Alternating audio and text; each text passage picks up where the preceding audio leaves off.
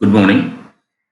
My title is to discuss about artificial intelligence in rehabilitation engineering. See here, the two technology advancement like artificial intelligence and rehabilitation engineering are integrated. So how it is to be performed? That is my motto of this seminar. So in short, we can tell it as transforming lives through technology. By means of implementation of this artificial intelligence, we transformed the living things need into a real time. First, step is about introduction to artificial intelligence. So it refers to the simulation of human intelligence in machines designed to mimic cognitive functions such as learning, problem solving, and decision making. So artificial intelligence can perform the cognitive actions of the human. Cognitive actions like problem solving, learning methodology, and smart decision making. Also, can be defined as a simulation of human intelligence processed by machines, especially computer systems. So it can perform rapidly. That means the latency of the human beings has vanished by means of implementing artificial intelligence. So next, rehabilitation engineering. For a short example, I can tell once a person having the disabilities of not having the organs or can't able to move its own neural systems, at that time the person needs assistive devices. So rehabilitation engineering is the field to assist a person's need by means of implementing or replacing the organ systems, or it induces the neurons to perform in a long being. So this is in short we can call it as. That means rehabilitation engineering involves the application of engineering and technology principles to develop devices and systems to aid individuals recovering from physical impairments. So not it was emerging right now. It was in the mid of 20th century. Artificial intelligence, along with the rehabilitation engineering, plays a vital role in the medical field by means of implementing or fulfilling the person's disabilities need. Once a person can able to do its own action, it replaces human systems into artificial devices. So these are all about artificial intelligence and rehabilitation engineering. Role of artificial intelligence, the relevant in the development of intelligent prosthetic and orthopedic devices, adhesives or adaptive software, and personalized therapy plans. It signifies in the field of rehabilitation engineering. That means in the field of rehabilitation engineering, artificial intelligence plays a vital role in the field of prosthetic and orthopedic devices by implementing a suitable algorithms to perform the actions. And also it emerges in medical field. AI has transitioned from theoretical models to practical tools assisting in diagnostic, treatment planning, and patient monitoring. It enhances precision and efficiently in healthcare devices. Types of artificial intelligence. Artificial intelligence normally can classify into narrow artificial intelligence, general artificial intelligence, super intelligent artificial intelligence. What is the difference between these three artificial intelligence? So that means a narrow artificial intelligence is going to perform a simple task or a singular task. You suppose that person having a limb impairment, it is going to replace that specified limb systems. So that we can call it as narrow AI. That means it is used for or it was developed only for performing a specified actions. General AI, it is common to all. We can call the strong AI, refers to a type of AI. That is the ability to understand, learning, and apply knowledge in a way that is indistinguishable from human intelligence. General AI, that means it can able to self-adaptive algorithms as used in general AI. And super intelligence, artificial intelligence, it is a wide artificial intelligence. It is used right now in robotic rehabilitation also. That means it is going to take its own action whenever there is a need of that is a decision making. Whenever there is a need to make a decision, it can able to take its own decision, and that decision not to be in a faulty system. So that we can call it a super intelligent system that performs any intellectual and task better than a human being. So, in common, in general, artificial intelligence can be classified as narrow AI, general AI, super intelligence AI. Importance of artificial intelligence is nothing but it enhances the precision and efficiency. That because if you are implementing artificial intelligence in a real-time enhanced that is a environment, we can't loses our precision and efficiency. Moreover, the latency period is not also not to be compromised. Because if there is a period of delay, then there is a problem in their actions. So that also to be in taken care. So it enhances the precision and efficiency. Personalization of therapy. That means it enables a personalization of therapy by adaptation of suitable plans to specific needs and the progress of each patient, ensuring optimal recovery outcomes. So, if artificial intelligence is used in rehabilitation engineering, that specified a problem to be taken care, and the patient is going to use a specific plans to fulfill its specific needs. So, data-driven insights. Nowadays, database management system in any healthcare plays a crucial role because without having any privacy and security, the data can be that is, the data can be stolen from unauthorized users. That is to be in considerations because without our there is a permissions, the data cannot be retrieved from our database management systems. So, by utilizing data-driven insights, artificial intelligence helps clinicians to make informed decisions, track patient progress in real time, and refine therapeutic interventions for better results. Importance and necessity. There is a main need of artificial intelligence right now in medical fields. That is, my topic is around rehabilitation engineering. There is a need of tremendous need in terms of rehabilitation. That means it increases the prevalence of chronic ailments and aging populations. It escalated the demand for effective rehabilitation solutions.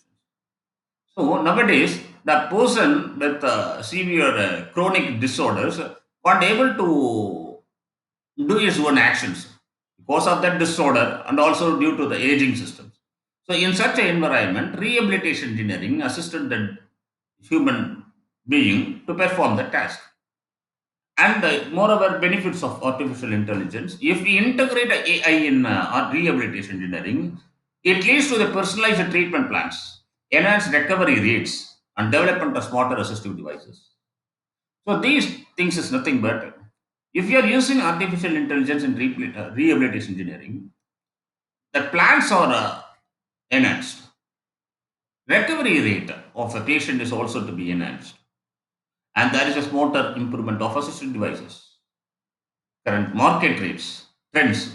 Artificial intelligence in rehabilitation is expanded its application in wide applications, starting from a wearable technology, smart prosthetic, and AI-driven rehabilitation programs at the forefront. Introduction to rehabilitation engineering. Already discussed something about discussion that is the definition of rehabilitation engineering. It applies engineering principles to the design, development, and application of assistive technologies aimed at improving the quality of life.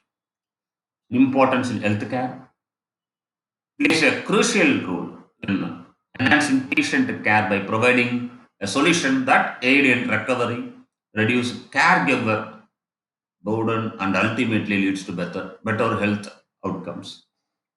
So this is rehabilitation engineering. Because if you are going to use rehabilitation engineering, it's supposed to follow a specified rules and regulations in the medical field. And also to be ethical consideration before using rehabilitation engineering. And there is a lot of technological challenges. It must be cost effective. It must be user defined solutions, self adaptable technologies that guides the patients need in a peaceful environment. Future optimistic. There is a future opportunities. Emerging trends in AI and robotics offer a vast potential for creating a sophisticated rehabilitation tools that can provide personalized and adaptive support to users.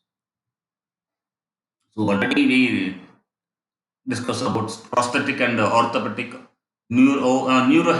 rehabilitation engineering and cognitive rehabilitation engineering. That means in short, we can call it as assistive devices and lifelong or for a short duration of time. The neuron it is going to trained by a specified devices that we can call as orthotic devices. Rehabilitation is nothing but our neurons, the brain activity also to be simulated with the help of rehabilitation engineering or technologies. What are the course that was used in rehabilitation engineering? Simplified is nothing but supervised learning, unsupervised learning, reinforcement learning. So supervised learning is nothing but there may be some training algorithm.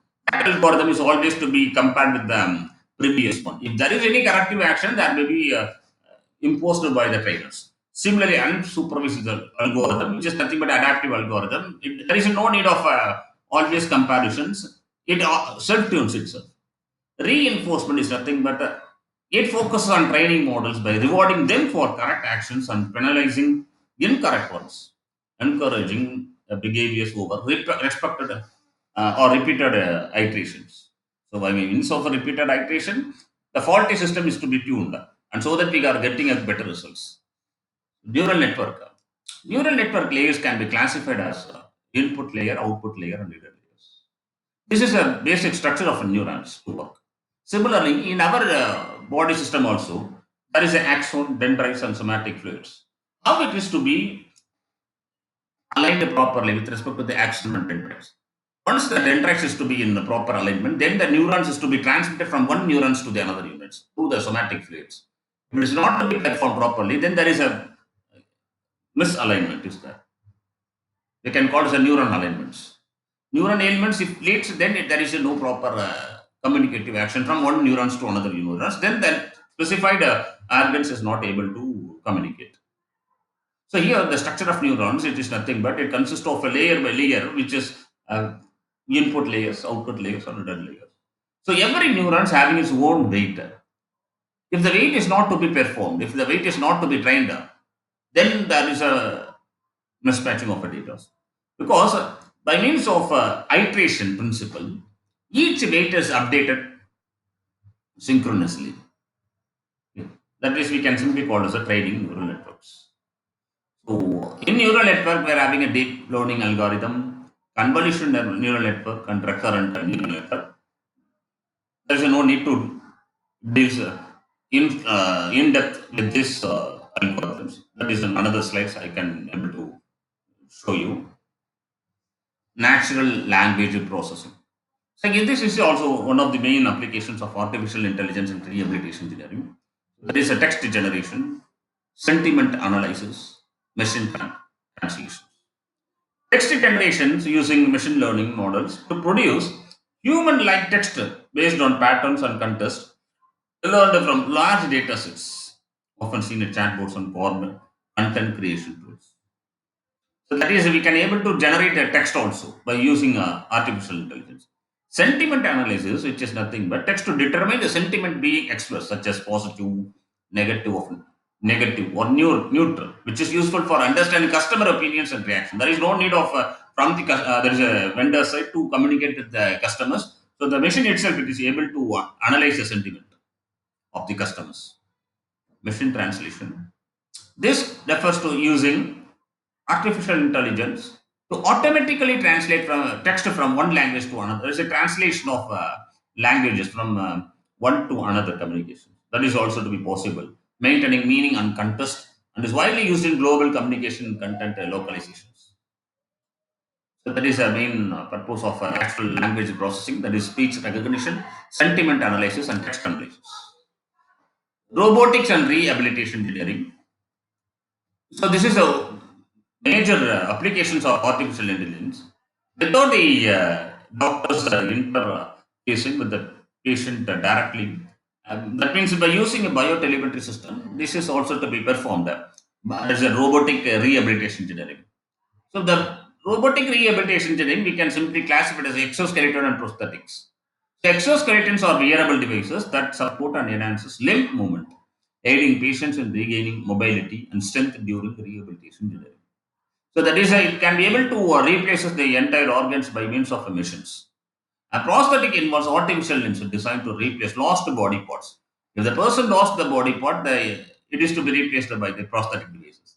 The exoskeleton is going to induce a neuron simultaneously, and the prosthetic is going to replace a lost body parts into a new one. So we can classify the robots in robotic rehabilitation engineering. So natural language processing can be classified as a voice recognition and patient communications. Importance in mathematical modeling. Any structure before implementing in a real time, we need a mathematical modeling. So mathematical modeling simply tells about what is the transfer function of the metals.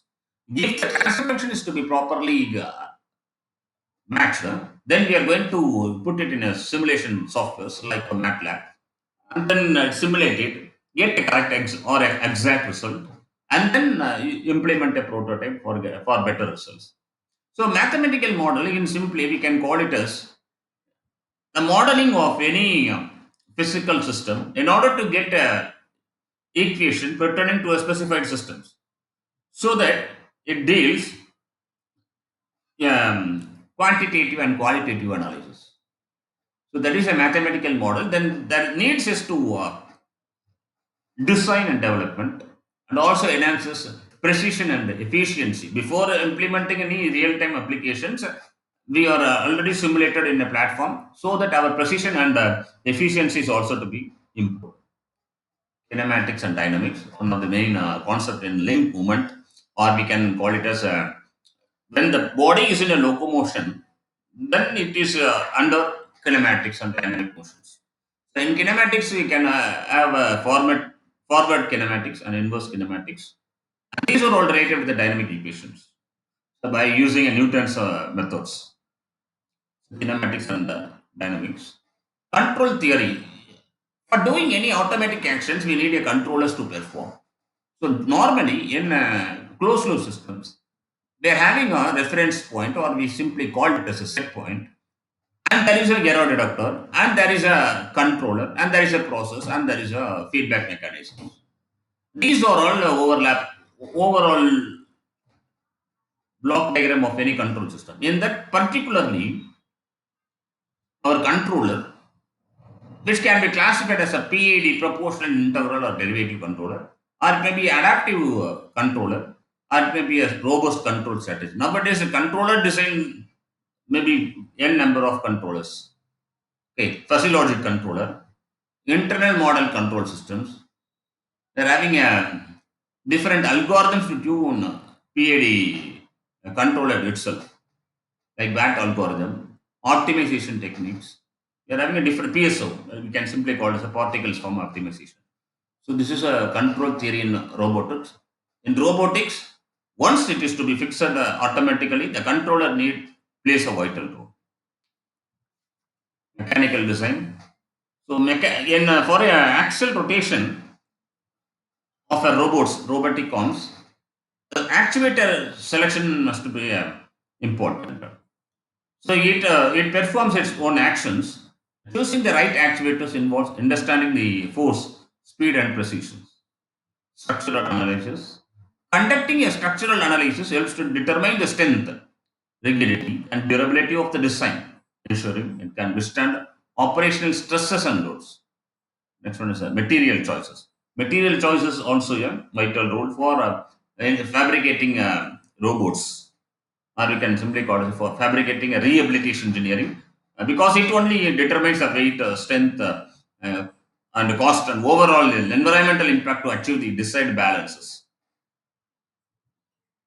Software for design for software and algorithms for proper path planning, yes, and for proper sensory feedback integrations and machine learning experimental methodologies.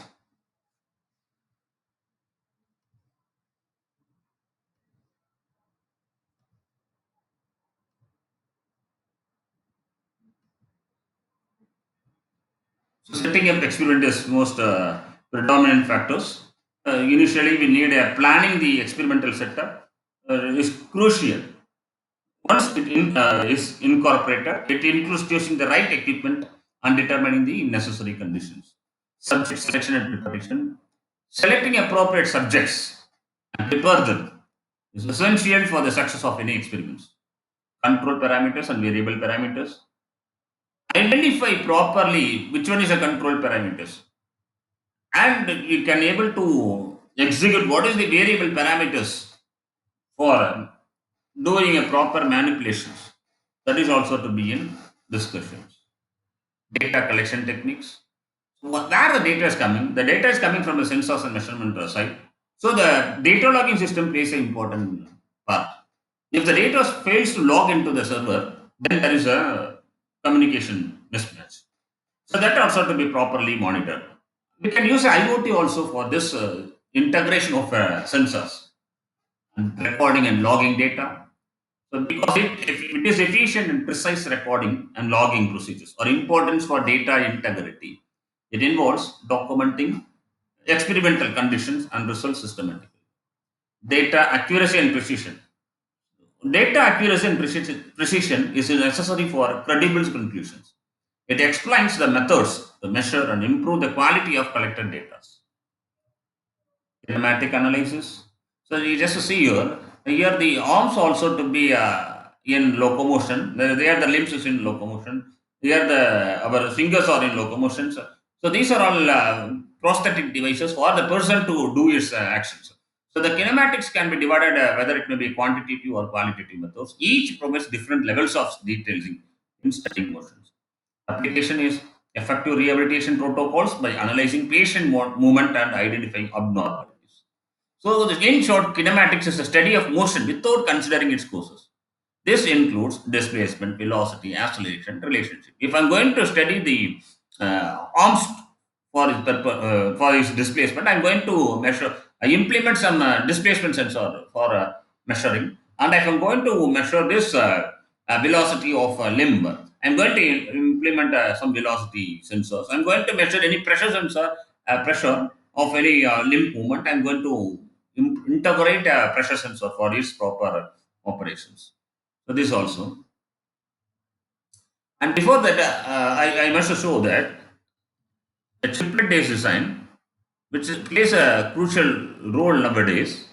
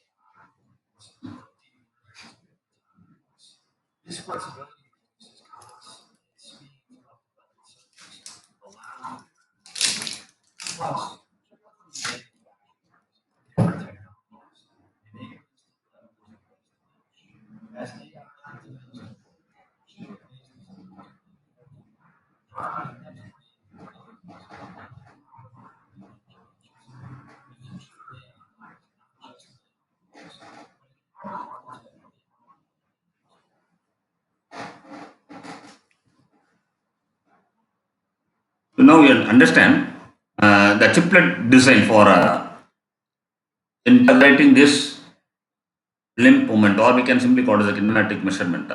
Nowadays, Texas, they develop a chiplet design architecture for biomedical applications. And some other videos I'm going to show you.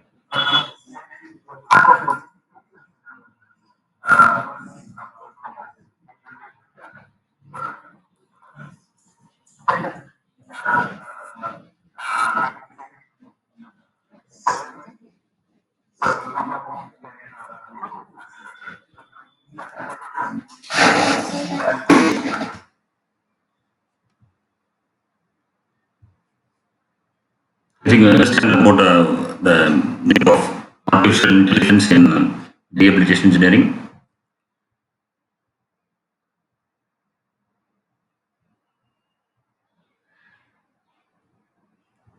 So, thank you for listening session.